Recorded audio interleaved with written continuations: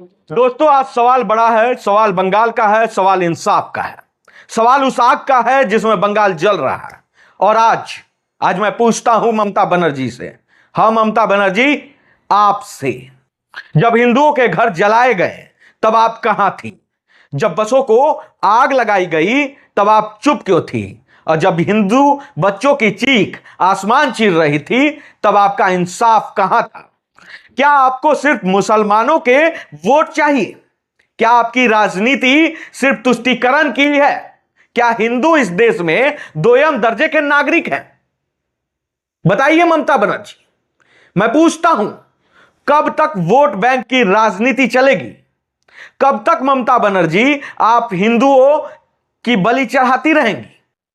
जब बीजेपी सरकार वक्फ बोर्ड पर एक्शन लेती है तब सब चिल्लाते हैं, लेकिन जब हिंदुओं की दुकान, घरों और जान को आग लगाई जाती है तब पूरा सेकुलर तबका मुख्य दर्शक बन जाता है। ऐसा क्यों? यह हिंदुस्तान है ममता बनर्जी, यह तुष्टीकरण की दुकान नहीं है, समझ जाइए। यह किसी की जागीर नहीं है। मैं पूछता हूं, क्या बंगाल पाकिस्तान बन चुका है? ममता बनर्जी, कहां है वो संविधान जो सबको बराबरी का अधिकार देता है? बंगाल में कहां है वो कानून जो दंगाइयों को सजा देता है? और सबसे बड़ा सवाल, कब होगा इस देश में खुशहाली? कब जलेंगे दीप? कब नहीं जलेंगे लोगों के आशियाने? जवाब दीजिए। देश पूछ रहा है ममता बनर्जी, जवाब दो। देश जाग चुका है, अब झुकेगा नहीं, रुकेगा नहीं। देश पूछ रहा है ममता बनर्जी, समझ जाइए। जब बंगाल जल रहा है, हिंदुओं के घर, बसे, दुकान आग के हवाले की जा रहे हैं, तब आप कहां हैं? क्या आपकी आंखें बंद है या आप जानबूझकर चुप हैं? क्या आपकी राजनीति सिर्फ तुष्टीकरण की है? क्या हिंदू वेस्ट बंगाल के नागरिक नहीं हैं? जब वक्फ बोर्ड के पास देश भर में 9 लाख एकड़ से अधिक जमीन है, तब भी आप हिंदुओं की संपत्ति पर दावा करने वालों का साथ देती है, उनका समर्थन करती है। चलिए देश की बात हटाते हैं, मैं अभी जहां हूं वहां की बात करता हूं, बिहार की।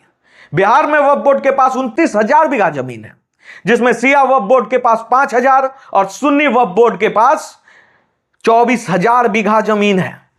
और पूरे देश की अगर हम बात करें तो पूरे देश में वक्फ बोर्ड के पास 7,85,934 संपत्तियां हैं। क्या यह संपत्ति गरीब मुसलमानों के कल्याण के लिए उपयोग हो रहा है या सिर्फ राजनीतिक लाभ के लिए?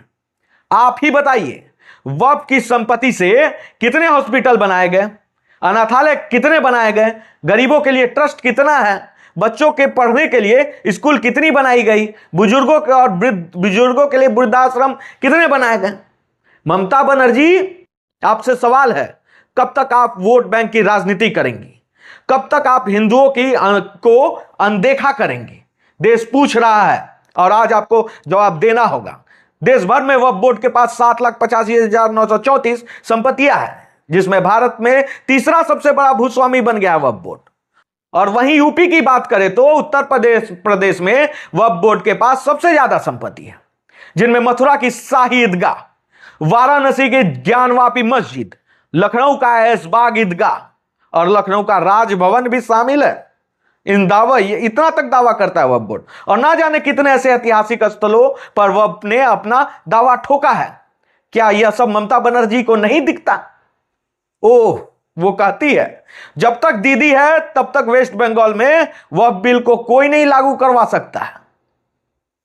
तो मैं पूछता हूं, जब इतना ही दिल में दर्द था तो वो संसद में और राजभवन में जब बिल पास हो रहा था तब क्यों नहीं गई विरोध दर्ज करने? तब तो गई नहीं, और आज पूरा बंगाल जला रही है। यूं कहें, बंगाल को जलाया जा रहा है। कैसे लोगों को मारा गया, मर गए, भगा दिया गया, गाड़ियां तोड़ी जा रही है। क्या दुश्मनी है हिंदुओं की मुसलमानों से बताइए। और एक वीडियो देखिए जिसमें टीएमसी मिनिस्टर सिद्दीकुल्लाह हैं, जो क्या कह रहे हैं उनको पहले आप सुनिए। पश्चिम বাংলার যে ওয়াকফ সম্পত্তির তালিকা তা খুলে দেখুন।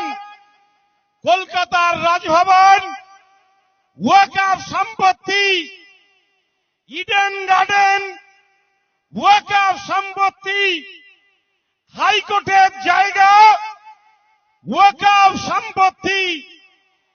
এমনকি ব্রিগেড ময়দান সেটা ওয়াকফ সম্পত্তি। भारत में वक्फ संपत्ति वक्फ बोर्ड के पास कितनी जमीन है और कहां है, इसका भी हम आपको पूरा डेटा बताएंगे। तब तक के लिए शुभ रात्रि।